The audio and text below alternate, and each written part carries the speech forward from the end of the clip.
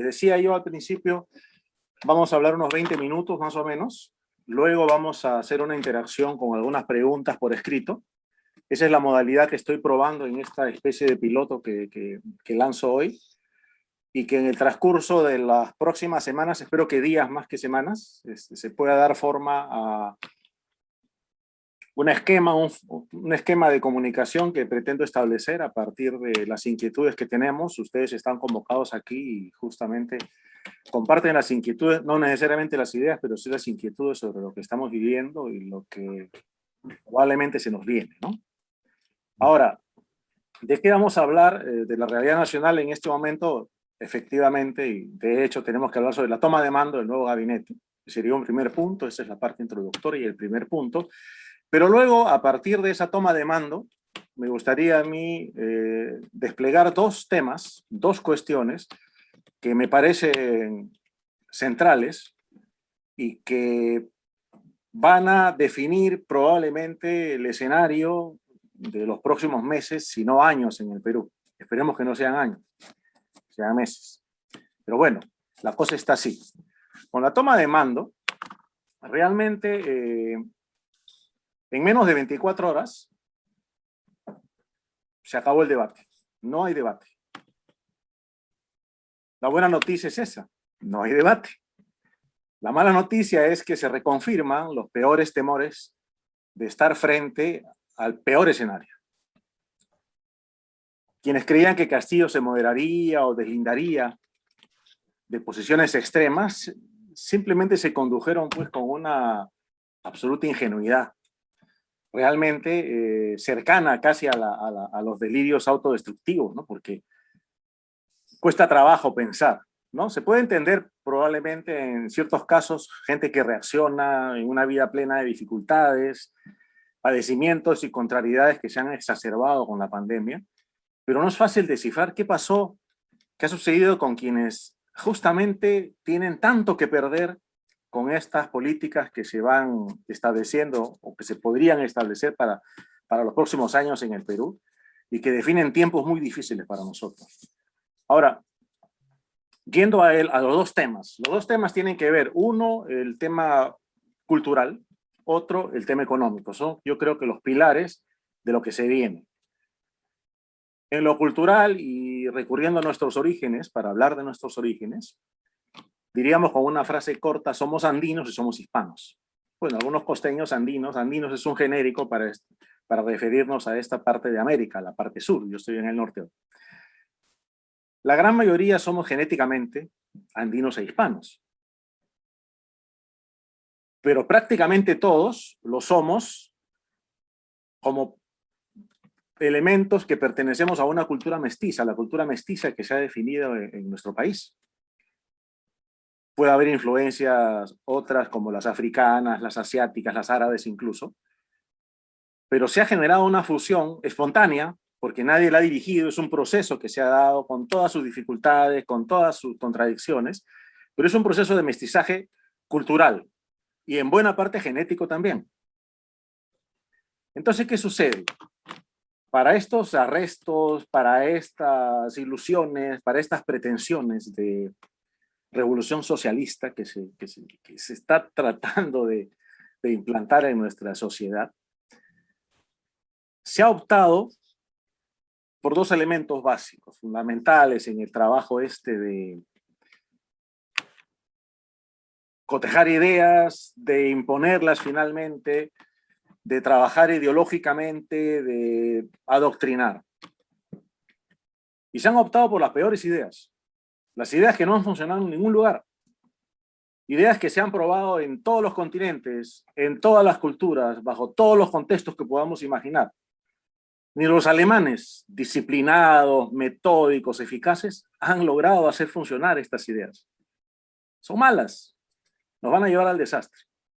Pero además de eso, también hay una preocupación por falsificar la historia, y eso a mí me preocupa más incluso que lo otro, porque en las cuestiones económicas es relativamente fácil darse cuenta que la cosa no marcha cuando sufrimos pues el impacto en nuestros bolsillos, en nuestra vida diaria, como nosotros recordamos, estábamos bastante crecidos ya lo que sucedía en la década de los 80, a fines de los 80, lo que sucedió en realidad en todo este periodo que podríamos llamar el régimen militar socialistoide, hay muchas formas de definirlo, de 1968, 1990.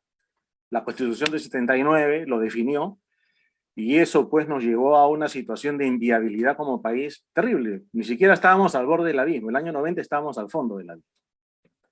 Pero ¿qué sucede? Retomemos el punto de las peores ideas y de aquello que funciona. ¿Qué cosa funciona en el mundo?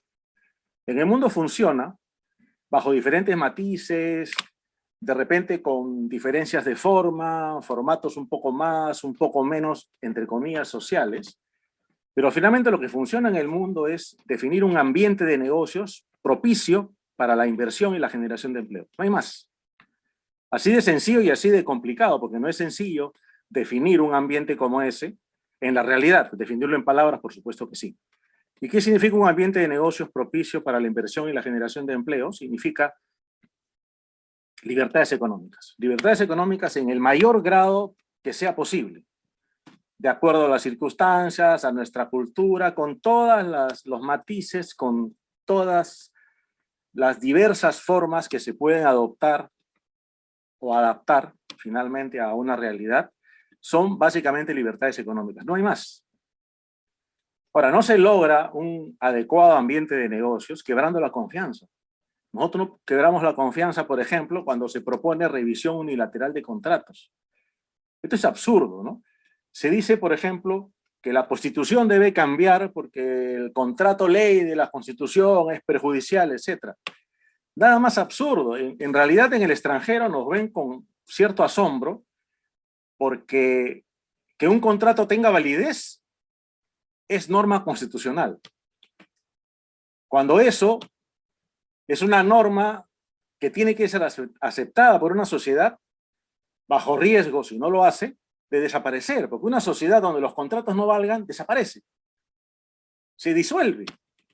Sin embargo, en el extranjero ven a la Constitución de Perú y se sorprenden, ¿no?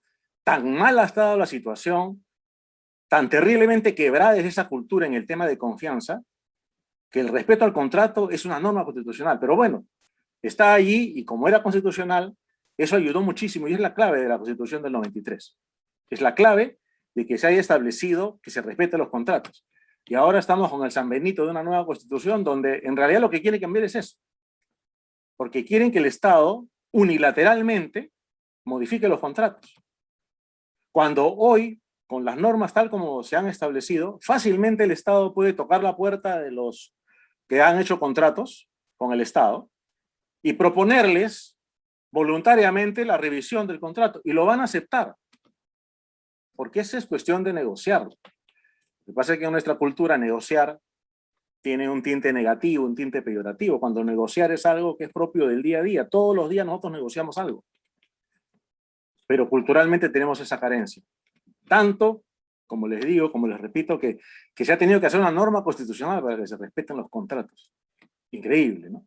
Por ese camino estamos mal, o sea, simplemente el ambiente de negocios se viene abajo. ¿Y qué pasa cuando suceden estas cosas?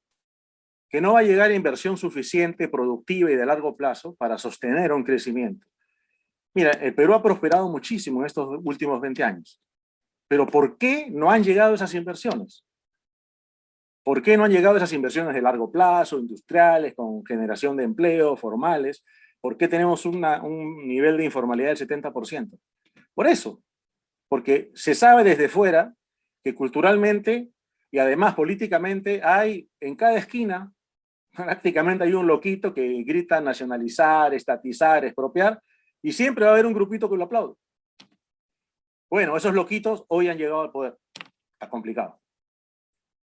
Por algo es que esos capitales no llegaban, porque en el Perú estaban dadas todas las condiciones, pero ¿por qué no llegaban? ¿Por qué no han llegado en la cantidad suficiente? Han llegado algunos, por supuesto. Pero en ese ambiente pervertido de negocios que tenemos, porque se ha pervertido nuestro ambiente de negocios, lo que sí llegan son los capitales malos. Y Odebrecht es una muestra. Odebrecht no ha llegado de casualidad, Odebrecht ha llegado justamente porque el ambiente picado, el ambiente pervertido de negocios le ha permitido hacer pues muchísimo dinero. porque la corrupción campea. Ese es todo un tema que debemos trabajar. Por eso es que las buenas ideas tienen buenos resultados, buenas consecuencias, las malas ideas tienen funestas consecuencias, y vamos a pagarlo muy, muy, muy duro si es que no sabemos enfrentar apropiadamente ese tema. Y ahí hay un elemento cultural. ¿Por qué? Porque no se ha transmitido todo este tiempo qué cosas son las buenas ideas en economía. No se ha transmitido, no se ha educado a la gente. Nuestros programas están llenos de cuestiones de ideología de género que pueden ser válidas si quieren, pero son absolutamente accesorias respecto de lo fundamental. En el colegio nos enseñan a respetar los contratos. No. En el colegio se enseña que más allá de que el contrato sea escrito o no, si hay consecuencias respecto de un contrato, ¿se debe respetar? No. ¿Se enseña educación financiera? No. Hay muchas cosas que nos faltan desde el punto de vista formativo y que realmente ahora que las necesitamos, nos damos cuenta que no las tenemos. Y esos loquitos que aplauden a expropiación, nacionalización, confiscación, le añaden el pueblo pueblo y completan su figura. Y eso es lo que tenemos hoy en el poder. Muy complicadísimo. Pero hay otro elemento que les mencioné al inicio de la disertación. Es el tema de la falsificación histórica. ¿Cómo le llaman? El mensaje a la nación de Castillo. Se ha hecho varias aseveraciones que realmente se dan de encontronazos con la realidad, con hechos. No hay tiempo suficiente aquí para hablar de interpretaciones, porque puede haber interpretaciones diversas sobre hechos históricos. Yo puedo hablar, por ejemplo, del tema que nunca fuimos colonia, fuimos virreinato. Y hay todo un tema por desarrollar, probablemente haya una disertación al respecto. Pero no podemos ser colonia, y aquí tiene mucho que ver esta precariedad de nuestro pensamiento crítico, cuando aplicamos colonia y no nos comparamos cómo funcionaban, por ejemplo, las colonias en Norteamérica o cómo funcionaba la colonia del Congo belga. No puede ser que sean tan diferentes y tengan la misma denominación. Hay una diferencia. Para empezar, los ingleses no crearon una peregrina universidad de sus colonias, ni una sola. En cambio, España, ¿cuántas universidades creó en América? Muchísimas. Y eso marca una diferencia fundamental. No éramos una colonia de la cual llegaban a extraer. Era un reino dentro de un imperio. Un imperio que tenía dentro de su estructura varios reinos, uno de los cuales eran el Reino de América, o dos reinos que había, México, Nueva España, Perú, que siempre se llamó Perú desde el principio, eso es algo que tenemos que rescatar, desde el 20 de noviembre de 1542. Pero eso no es fundamental en este momento, no es el tema, sino lo que se mencionó. Se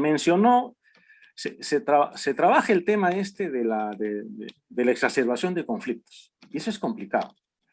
Es cierto que históricamente se pueden ver pues, en el evento que llamamos conquista, la conquista europea o española de América. Ese periodo no ha estado exento de violencia, de injusticias, de abusos.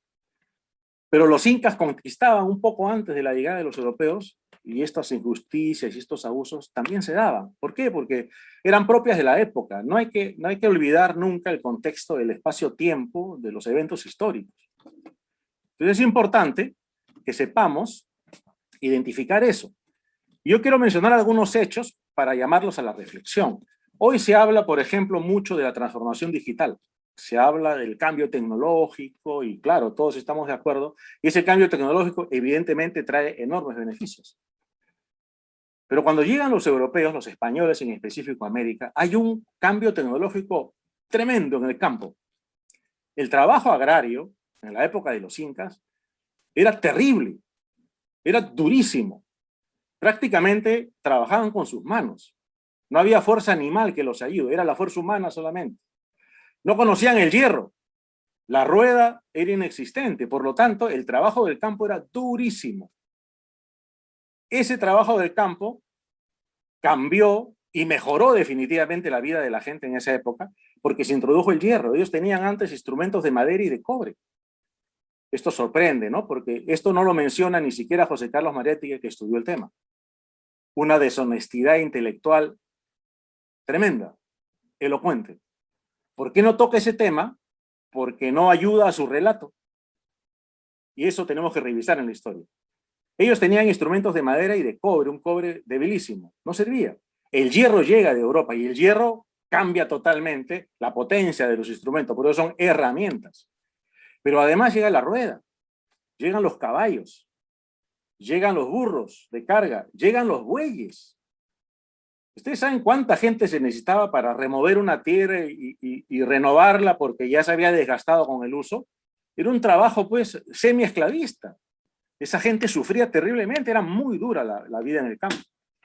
El cambio tecnológico que llega de Europa define totalmente, redefine las relaciones de trabajo, la forma de producir, incluso las relaciones sociales.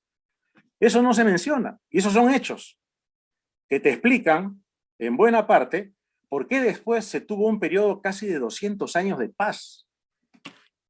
Casi 200 años de paz y de prosperidad. Se prosperó mucho.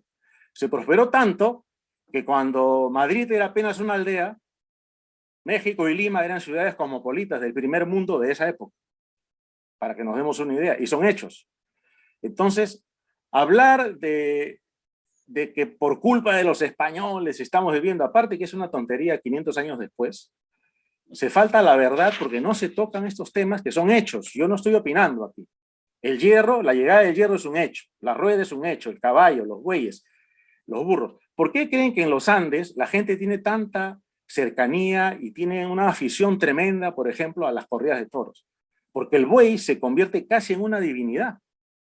No lo adoran, lógicamente, porque esos tiempos ya habían pasado, pero el buey cambia totalmente la vida del agricultor, cambia las relaciones sociales, porque antes tú necesitabas pues una patrulla de 500 personas para trabajar un campo.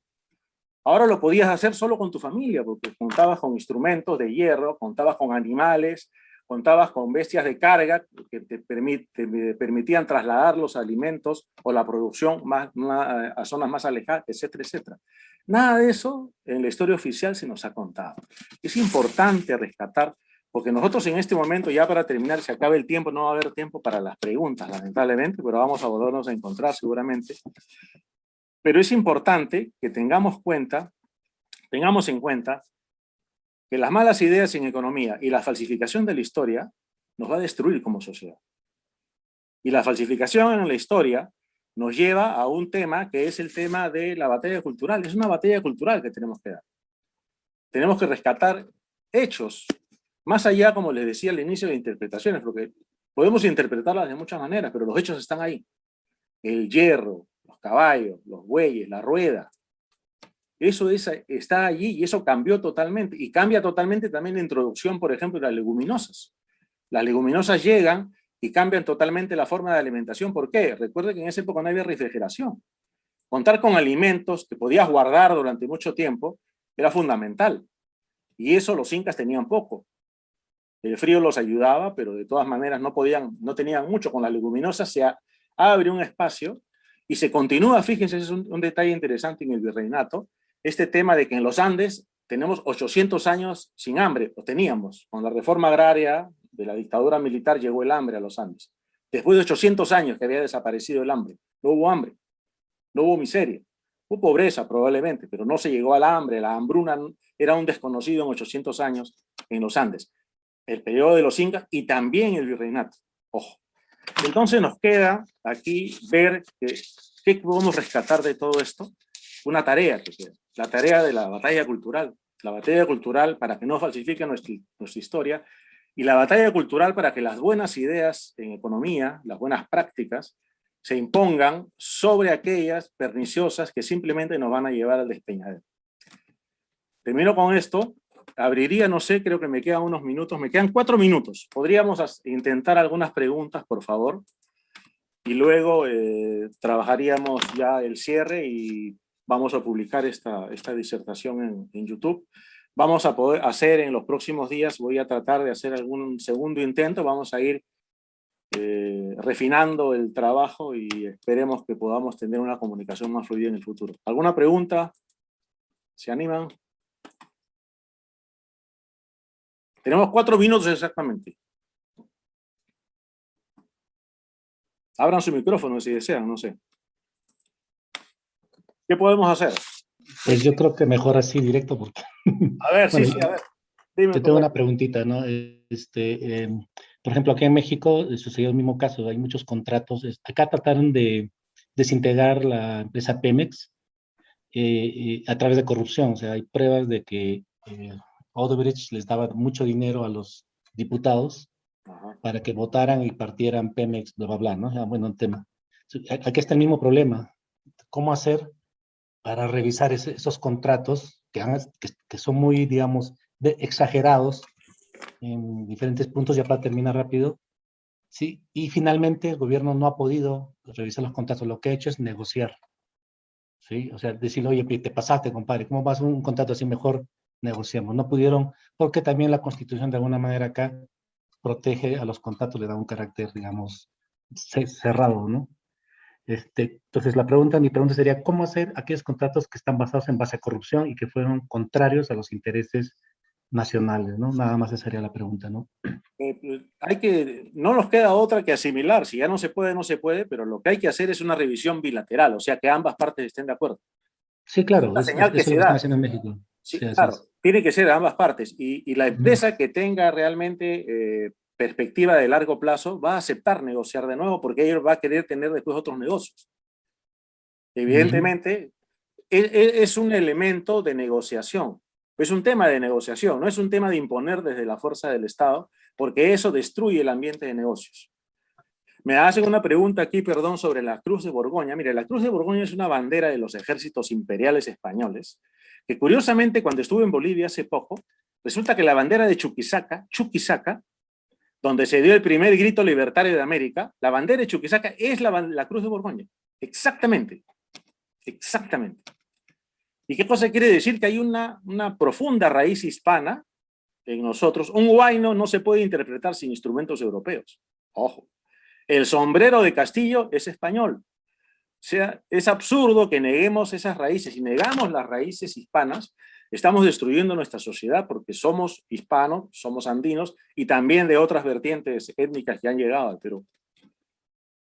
Me dice Carlos Tiz, ¿cuál es tu objetivo con estas charlas? Bueno, nosotros vamos a tener que ir encontrando un camino. En este caso, la idea sería identificar qué es lo que podemos hacer. Yo, modestamente, lo que podría hacer participando de esta batalla cultural es de difusión de las buenas ideas y la denuncia de la falsificación de la historia. Porque va a ser un tema, nos queda un minuto, va a ser un tema en próximas charlas, de que yo me resisto a llamarle independencia a ese proceso por el cual supuestamente somos libres, seámoslo siempre. Los hechos objetivos muestran indicios de que se trató de una guerra civil. El Perú perdió. Y por eso es que la consecuencia es que perdimos más de la mitad del territorio. ¿Por qué perdimos más de la mitad del territorio si fue una guerra de independencia? Cada quien debió quedarse con lo suyo. Pero no, perdimos más de la mitad. ¿Por qué? Porque perdimos la guerra civil. Fue una guerra civil. España había sido invadida por Napoleón. España estaba más preocupada en liberarse de Napoleón que en mantener su virreinato en Sudamérica.